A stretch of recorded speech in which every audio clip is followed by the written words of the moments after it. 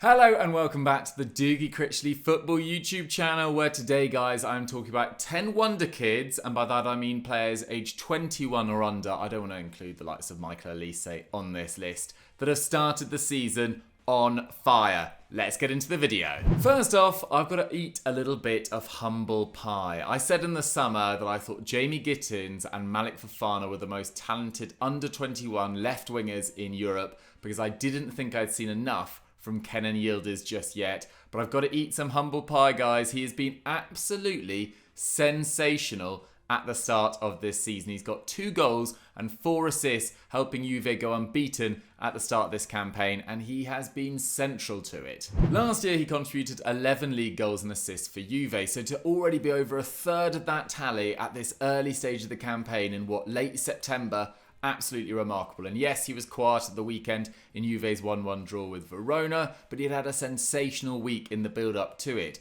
He scored and assisted against Inter Milan in that famous 4-3 win. He then scored and assisted in that draw with Dortmund that really kicked off the Champions League campaign, probably the game of the week in the Champions League. And his underlying numbers have really leapt up. There are only 6 players in the entirety of Europe that have created more chances than him. He's playing as that left-sided number 10, behind Jonathan David, Lewis Openda, Vlahovic. Tudor's very much mixed up the striker in front of him. And whilst his shots have actually gone down per 90 this season, his shot percentage has leapt up from 36% to 55%. So he's now getting over half of his shots on target and is making a massive difference to his effectiveness. These aren't just any goal contributions either. They're absolutely crucial ones. He got 2 assists versus Parma on the opening weekend. That's kind of set the tone for Juve's season. He assisted Kefren Thuram's equaliser against Inter Milan, absolutely vital goal before Adzic scores the winner, and then he scored Juve's second goal against Dortmund as well. He's really stepped up. He's having one of those seasons where it does feel like everything is clicking for him. He's worn the armband, he's wearing that number 10 shirt made famous from Del Piero,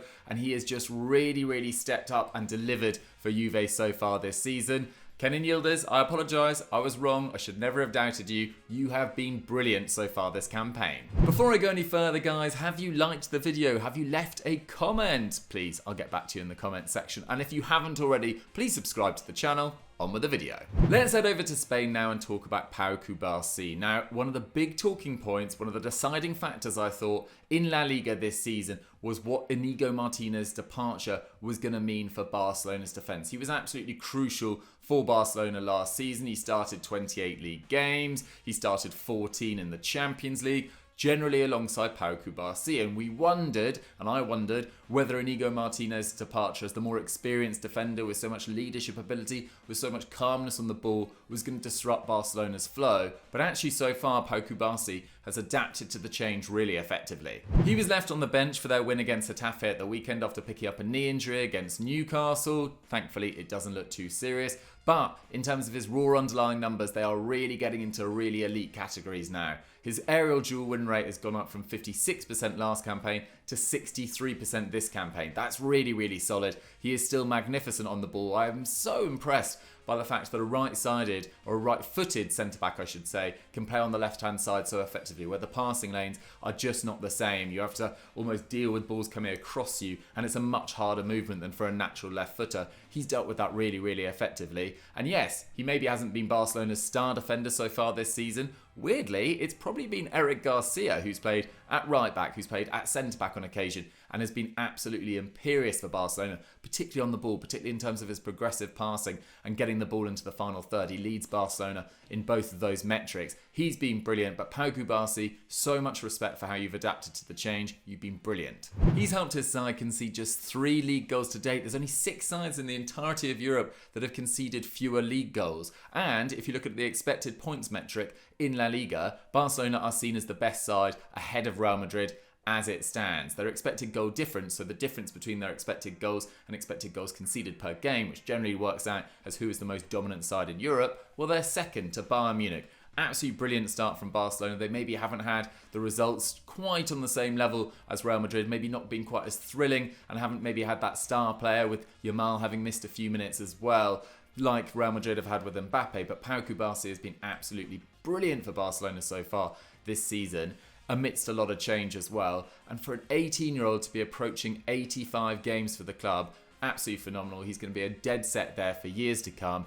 Pau Cubarsi, well done on another solid start to the season. Let's head back to Italy now and talk about one of my favourite players in the world right now in Nico Paz, Como's Nico Paz. Now, you might have only heard of him in the summer for the first time when he was linked with a move to Spurs. They eventually went for Xavi Simons, and actually Como's president came out in the last few weeks and said that no bid actually materialised for Nico Paz. And Xavi Simons, I'm sure Spurs are absolutely delighted with how that's gone. But even if they had gone for Nico Paz and tried to make a move for him, Real Madrid were unlikely to ever allow that to happen. They've got an option to buy him back next summer for just 10 million euros. They've got first refusal on him as well, so they can match any bid that's made for Nico Paz. And given his performances for Como since joining them summer before last, as in summer 2024, they're unlikely to let that slide. He was absolutely brilliant last year for Como, 6 goals and 8 assists in the league alone, helping them to 10th.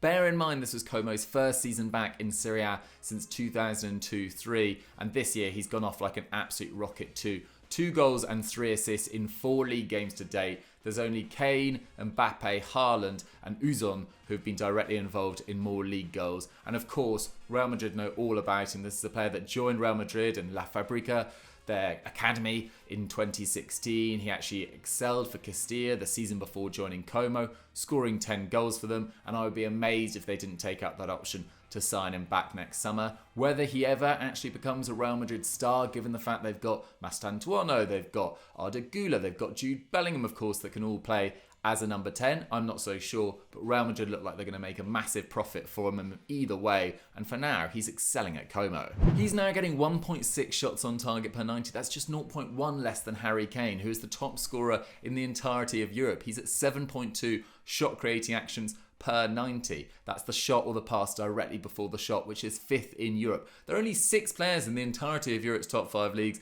that have created more chances than Nico Paz. And whenever I watch him play, I'm always amazed by his physicality, his ability to ride challenges, create out of nothing, but also his physicality in terms of winning the ball back for his own side as well. He's at 3.3 defensive actions per 90 so far this season. I think he would have adapted really nicely to the Premier League. I'm sure Spurs are delighted to have Xavi Simons, but it does feel like he's going to get a massive move either next summer when Real Madrid sell him on, or they could potentially use him in their arsenal as well. What do you think is going to happen with Nico Paz? Let me know in the comments. Let's head over to the Bundesliga now, because we need to talk about Can Uzun. Now, he has been absolutely brilliant so far this season. A 19-year-old Turkish international, capped 4 times by his country, plays as a number 10, and actually did play last year a fair amount for Eintracht Frankfurt. He played 20 league games last year, but he only started 6, so do not worry if you have not heard of him, but I'm sure you soon will. This guy has been absolutely sensational so far this season. He has started every one of Eintracht Frankfurt's 5 league and Champions League games to date, and he's contributed a goal in every single one of them.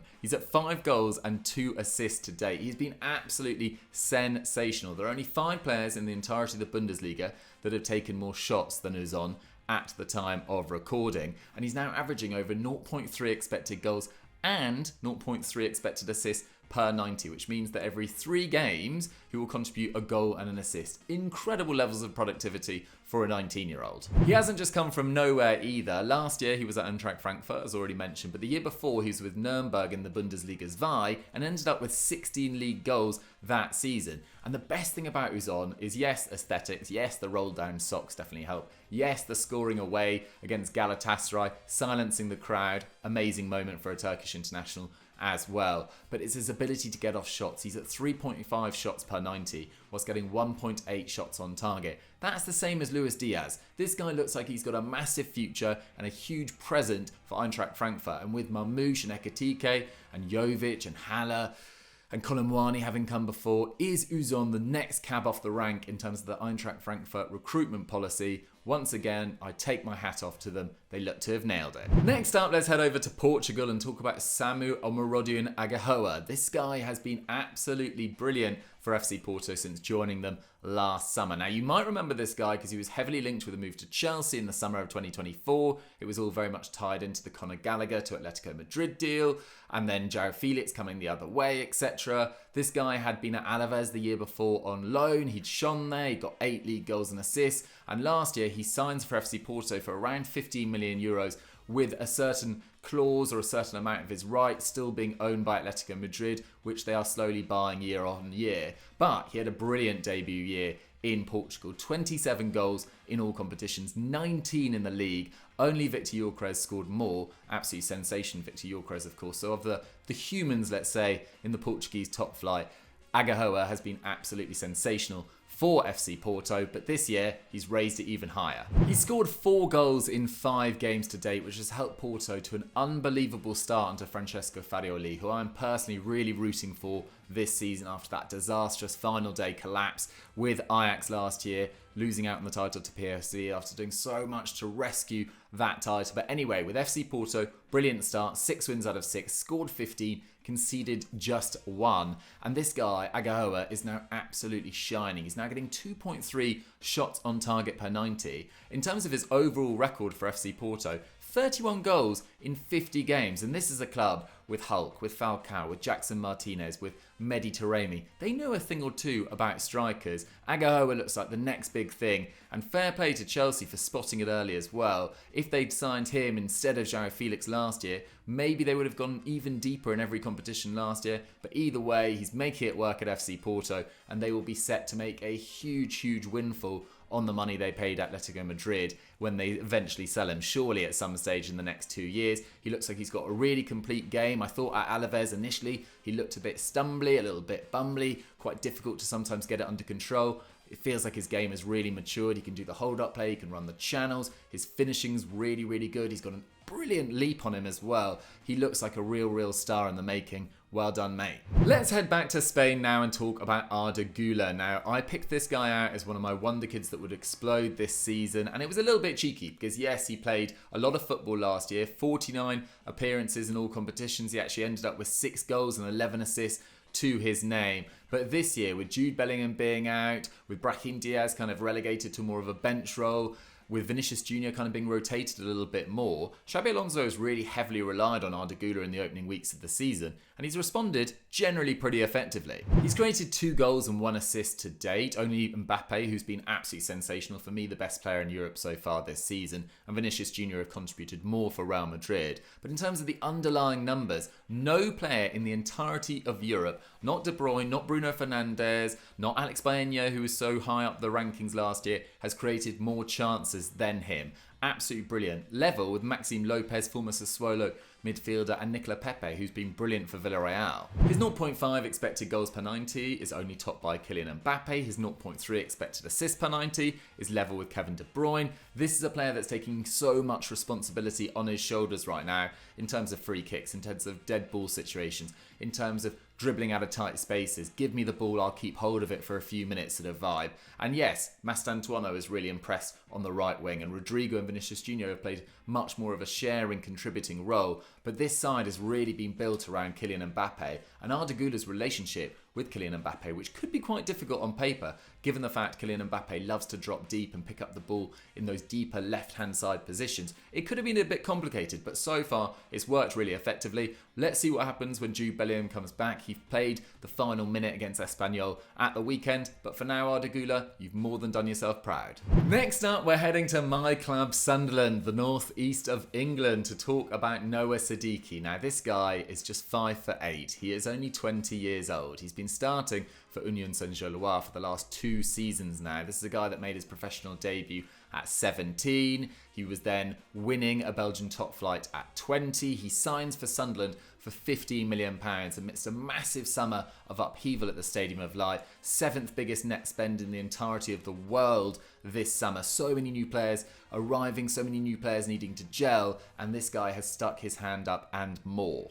Statistically, there's actually not that much to shout about. He's only had 1 shot, he's created 3 chances, he's completed 3 dribbles, which yes is the most in the Sunderland squad, but it's not anything out of this world. But it's the energy and the intelligence that this guy plays with that has so impressed me as well. Diarra missed the weekend's game. We've seen Chris Rigg play a little bit. We've seen Enzo Lefebvre being used a little bit out wide on the left. But Sadiki and Diarra have predominantly been used either side of Granit Xhaka, who hasn't actually played as a sole DM for a long, long time. But it's the energy, it's the anticipation of danger around him, what's going on. So many legs, so much enthusiasm. He looks so, so bright at the moment. And he's one of a number of new signings for Sunderland that have really, really delivered, that don't fit into this wonder kid category, like Mukiele, like Alderete, like Robin Royce as well, in net as well. But Sadiki, I think, has gone under the radar so far for Sunderland, and I'm so, so impressed with his instant adaptation from the Belgian top flight to the Premier League, and he was sensational at the weekend against Aston Villa.